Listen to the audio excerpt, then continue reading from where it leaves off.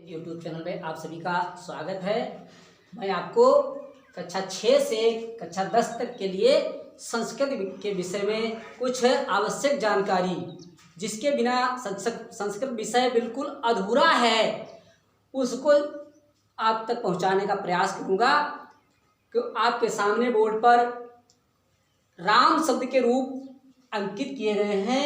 तो मुख्य रूप से शब्द रूप देखिए आप, तो शब्द रूप कई प्रकार के होते हैं। कुछ शब्द रूप हैं अकारांत, और एक अकारांत जिसके वो शब्द कहे जाते हैं जिनके अंत में छोटा आ की ध्वनि उच्चारित होती है, उन्हें हम अकारांत शब्द कहते हैं। और अकारांत पुल्लिंग, जिस शब्द को पढ़ करके या सुन करके पुरुष जाति का बोध हो, उसे पुल्लिंग कहा जाता है। और अगर दीर्घ आ का उच्चारण हो रहा हो अंत में, तो वह शब्द स्त्रीलिंग होता है, जैसे रमा, लता, सीता, गीता। वो आकारांत स्त्रीलिंग शब्द होते हैं। और इसी क्रम में जैसे आगे आपकी ह्रस्व ई आती है तीसरे नंबर पर हिंदी वर्णमाला के आधार पर, तो उसमें अगर ऐसे शब्द हैं जिनके अंत में ई का उच्चारण होता है, वह शब्द अधिकांश पुल्लिंग माने जाते हैं, जैसे हरि, कपि। तो ये पुल्लिंग शब्द हैं, लेकिन ये ईकारांत कहे जाते हैं। और इसी क्रम में दीर्घ ई यदि अंत में आती है तो उसे हम ईकारांत कहते हैं, जैसे नदी, तो ये स्त्रीलिंग की श्रेणी में आ जाता है।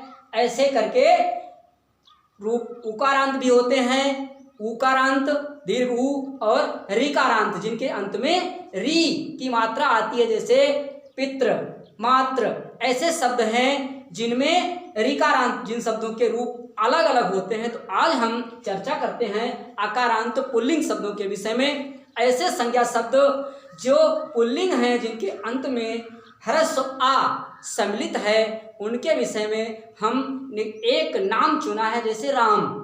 राम शब्द के रूप हैं, इसमें विभक्तियां 7 होती हैं, उनके कारक चिन्ह भी हैं विभक्तियों के। उसी क्रम में तो देखिए, राम शब्द का रूप वचन संस्कृत में 3 होते हैं। हिंदी में आपके 2 वचन होते हैं, एक वचन और बहुवचन। लेकिन संस्कृत में आपके 3 वचन बताए हैं विद्वानों ने, एक वचन, द्विवचन और बहुवचन। एक वचन जिस संज्ञा शब्द से एक व्यक्ति का बोध हो, उसे हम एक वचन कहते हैं। जहां पर 2 संख्या आ जाए वहां पर द्विवचन होता है, और जहां पर बहुत से व्यक्ति हों या 3 से ज्यादा हों या 3 हों संख्या क्रम में भी, उसे हम बहुवचन की श्रेणी में मानते हैं। तो आगे देखिए, पहला हमारा रूप है, विभक्तियां 7 हैं, 8वां संबोधन है। प्रथमा विभक्ति में राम शब्द का रूप कोई विशेष परिवर्तन नहीं है। आकारांत में केवल हम आह की बिंदियां जोड़ देते हैं, शब्द से आगे केवल हम आह की बिंदियां जोड़ते हैं, तो हमारा शब्द का उच्चारण होता है रामा। और यही शब्द आगे जब हम द्विवचन में पहुंचते हैं तो अंतिम वर्ण में औ की मात्रा जुड़ती है, शब्द हमारा हो जाता है रामो। और बहुवचन में जब हम पहुंचते हैं तो दीर्घ आ की मात्रा के साथ विसर्गें जुड़ जाती हैं और शब्द का उच्चारण करते हैं रामाः। और इस प्रथमा व्यक्ति का कारक चिन्ह है ने। प्रथमा व्यक्ति का कारक चिन्ह है ने, इसे हम कर्ता कारक भी कहते हैं। और ये जान लीजिए आप, कर्ता में प्रथमा व्यक्ति होती है, कर्ता कारक में द्वितीय व्यक्ति में कर्म कारक होता है। कर्म कारक का चिन्ह है को, कर्म कारक का चिन्ह है को। और देखिए आगे रूप किस आधार से बनता है, रामम। केवल आगे आपको आधा माँ जुड़ गया है, माँ जुड़ा है, उसके साथ हलंत का प्रयोग कर दिया गया है, हलित वर्ण है। जो हलित वर्ण होते हैं वो अधूरे माने जाते हैं, तो रामम। और द्विवचन में जैसा ऊपर था ठीक वैसे ही, बिल्कुल कोई परिवर्तन नहीं। तो आपको केवल अपने मस्तिष्क में बैठाना है, रटने की अपेक्षा ध्यान दीजिएगा। रामो और दूसरा भी रामो है। इधर आप अंत में यहाँ पर विसर्गे थी, विसर्ग के स्थान पर केवल आधा ना जुड़ गया है, ना में हलंत है, शब्द हो गया हमारा रामान। इसका कारक चिन्ह है को, इसका कारक चिन्ह है को। तृतीया में देखिए, तृतीया व्यक्ति में अड़ा अलग से सम्मिलित कर दिया गया। और कुछ शब्द ऐसे होते हैं जिनमें अड़ा के स्थान पर ना का प्रयोग किया जाता है, इसका उच्चारण है रामेण। एन शब्द का प्रयोग हुआ अलग से। और आगे द्विवचन में रामाभ्याम आ गया, बहुवचन में रामः शब्द है, ऐ की मात्रा है और आ की बिंदियां हैं। इसका कारक चिन्ह है से या द्वारा, से या द्वारा, कारक चिन्ह है से या द्वारा। दो चिन्ह होते हैं, या तो से हो सकता है या द्वारा हो सकता है। चतुर्थी व्यक्ति में रामाय शब्द है, आय शब्द अलग से जुड़ा है, और रामाभ्याम जैसा ऊपर था द्विवचन में ठीक वैसा ही, और आगे रामेभ्या हो गया। इसका कारक चिन्ह है को या के लिए, को या के लिए का प्रयोग करते हैं हम। इसी क्रम में आगे देखिए पंचमी व्यक्ति में रामात शब्द है, केवल आत अलग से जुड़ा है।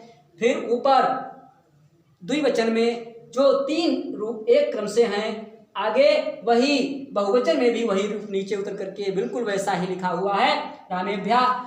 और पंचमी का कारक चिन्ह है से अलग होने पर, से अलग होने पर, जब कोई किसी से अलग होता है वहां पर पंचमी व्यक्ति होती है, और इसे हम अपादान कारक के नाम से भी जानते हैं। इसे हम अपादान कारक भी कहते हैं पंचमी व्यक्ति को।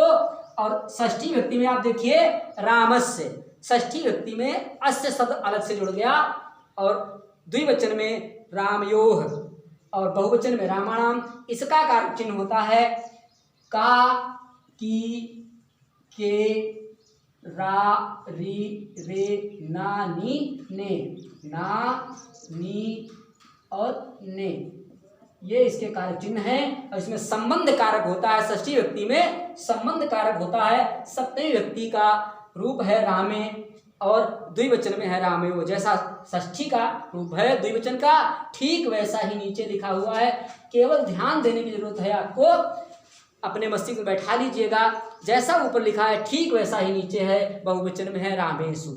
इसके कारक चिन्ह होते हैं सप्तमी व्यक्ति के। इसमें अधिकरण कारक इसको कहते हैं हम। एक तो में आता है, दूसरा आता है पर, दूसरा आता है पर, और कभी कभी कहीं कहीं पर पय शब्द का भी प्रयोग किया जाता है। तीन कारक चिन्ह है में, पर, पय। और संबोधन अंतिम हमारा कारक है, जिसमें केवल ऊपर वाले शब्द ही उतार दिए जाते हैं। अकारांत के उससे पहले हे शब्द जुड़ जाता है। देखिए तीनों क्रम से उतरे हुए हैं, हे राम, हे रामो, हे रामा। इसका कारक चिन्ह है संबोधन का हे, अरे, भो, हे, अरे, भो, ये इसके कारक चिन्ह हैं। विशेषकर इसमें संबोधन कारक होता है। तो देखिएगा, आपको सरल तरीका है, हम अगले में आपको बताने का प्रयास करेंगे। इसमें केवल प्रत्यय ऐसे हैं जो अंत में जुड़े हुए हैं, आह, आओ, आह, केवल अलग से मूल शब्द के अतिरिक्त में आह, आओ, आह।